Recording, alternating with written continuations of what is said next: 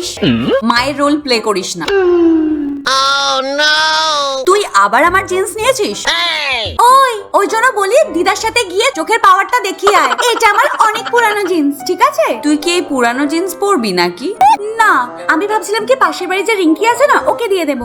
ভাই, ও জারার জিন্স পরে, তোর এই পুরানো জিন্স নেওয়ার জন্য বসে নেই। এই মধু, পয়সাটা দিয়ে যাস, অনুর মেয়ের জন্মদিন। আমার কাছে যতগুলো টাকা ছিল আমি তো ওই ড্রেসের উপর খরচ করে দিয়েছি, এবার কি করি বলতো?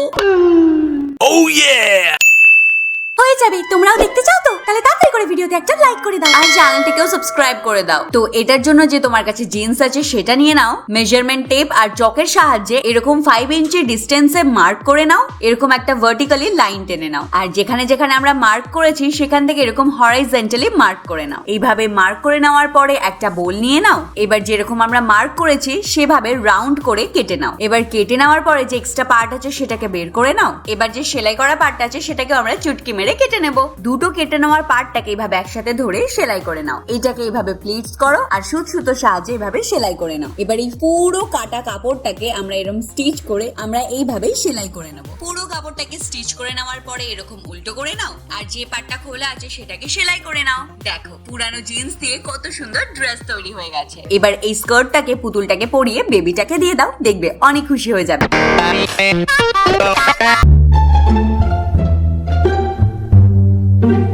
বাসন নাও গো বাসন, শাড়ির বদলে নাইটির বদলে বাসন নিয়ে যাও গো বাসন। এই শিখা, প্রথমে যে বাসনগুলো দিয়েছিলে না ওটা 1 বছরও হয়নি, খারাপ হয়ে গেছে। আরে কি বলছো দিদি, আমার বাসনগুলো তো একদম 1 নম্বর মাল। আচ্ছা দেখাও দেখি কি কি এনেছো।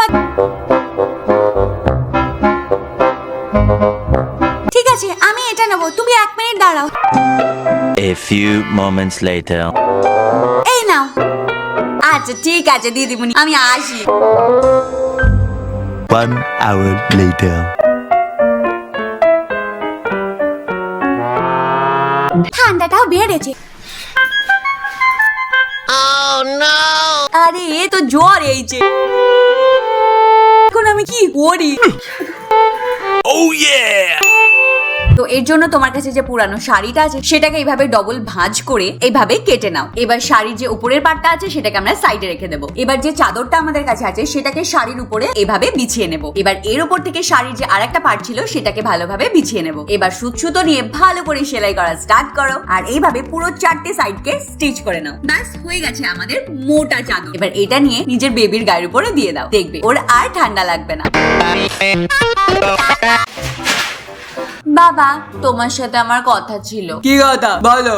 আমাকে না এক্সকারশনের জন্য বাইরে যেতে হবে। কতদিনের জন্য? 10 দিনের জন্য। ঠিক আছে, যাও। ঠিক আছে বাবা।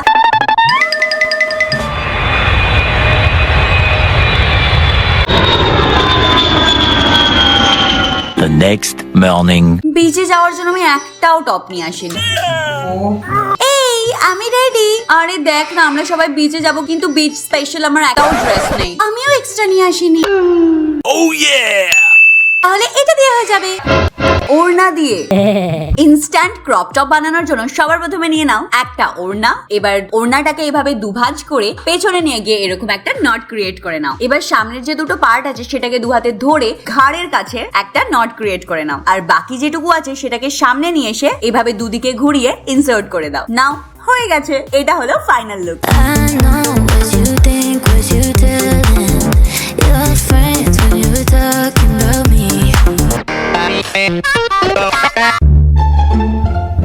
এই দিদি, তুই আমার স্প্যাগেটি টপ দেখেছিস? হ্যাঁ। কোথায়? এখন আমার মনে পড়ছে না। তাহলে বললি কেন? হ্যাঁ, তোকে তো আমি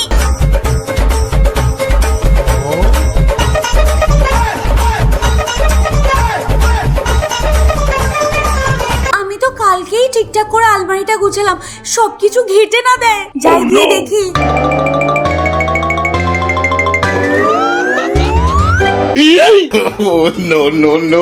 হে ভগবান, তুই এটা কি করেছিস? আমি তো আমার স্প্যাগেটি টপটা পাচ্ছি না, তার জন্য তুই ঘরের এরকম অবস্থা করবি?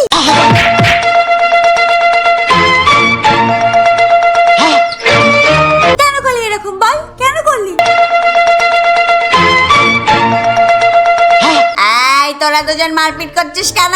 দেখো না মা, আমি স্প্যাগেটি টপটা পাচ্ছি না খুঁজে। আমি এখন ওই স্প্যাগেটি টপটাই পরবো। তুমি জানো ও কি করেছে? আমার পুরো গোছানো আলমারিটা পুরো নষ্ট করে দিয়েছে আর আমার সব জিনিস এদিক ওদিক ছড়িয়ে দিয়েছে। এই, এখানে তো অনেকগুলো পুরানো জামা কাপড় আছে, এর মধ্যে দেখ।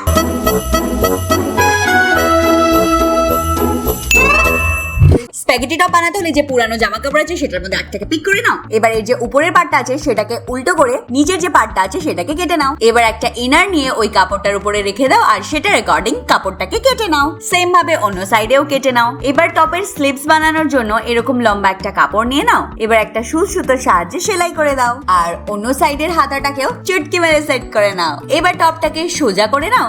এবার দেখো spaghetti top ready. You have to say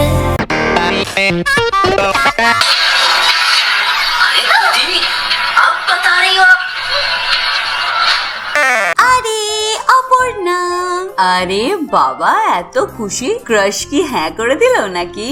আরে বাবা, কালকে আমার কলেজের ফ্রেশার্স, ওখানে ও আসবে। তো এই জন্য এত খুশি? হ্যাঁ। আচ্ছা শোন, তুইও যাবি কিন্তু আমার সাথে, ঠিক আছে? তোর আর আমার যে এন্ট্রি পাসটা ওটা আমার কাছেই আছে, কালকে টাইমে রেডি হয়ে যাবে কিন্তু। ওকে ঠিক আছে, বাই। The next day.